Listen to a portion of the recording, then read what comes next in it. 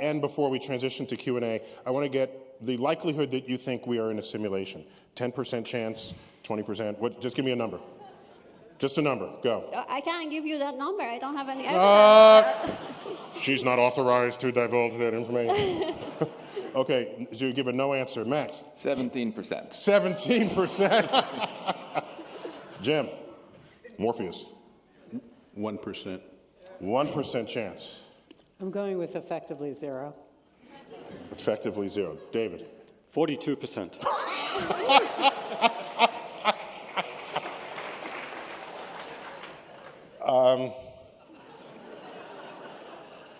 So I think the likelihood may be very high.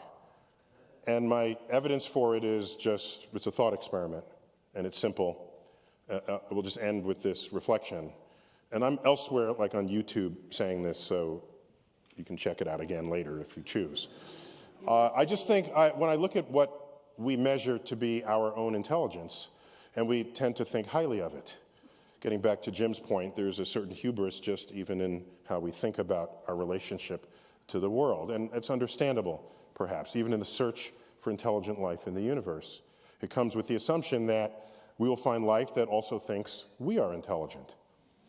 Well, if we look at other life forms on Earth with whom we have DNA in common, there is none that we would rank ever in the history of the fossil record, or life thriving today, that we would rank with us and our level of intelligence. So given our definitions, we're the only intelligent species there ever was, because we have poetry and philosophy and music and art. And then I thought to myself, well, if the chimpanzee has 98 whatever percent identical DNA to us, pick any animal, doesn't matter, dogs, doesn't matter. Mammals have very close DNA to us. They cannot do trigonometry. Some people can't do trigonometry, certainly not these animals. So if they cannot do trigonometry, and they have such close genetic identity to us, let's take that same gap and put it beyond us and find some life form that is that much beyond us that we are beyond the dog or the chimp. What would we look like to them? We would be drooling, blithering idiots in their presence. The smartest chimp can do maybe some sign language and stack boxes and reach a banana, put up an umbrella, like our toddlers can do. Our toddlers do that.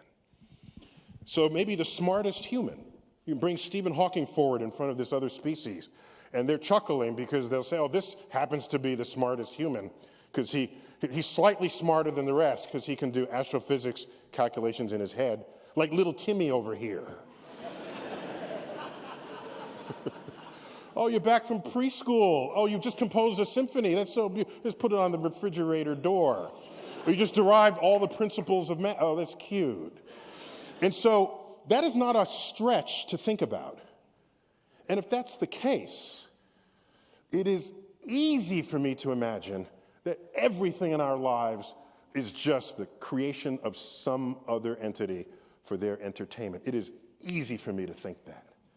So whatever the likelihood is, 0%, 1%, 17, 42, no answer. I'm saying the day we learn that it is true, I will be the only one in the room saying, I'm not surprised. Thank you all for coming tonight, and thank the panel.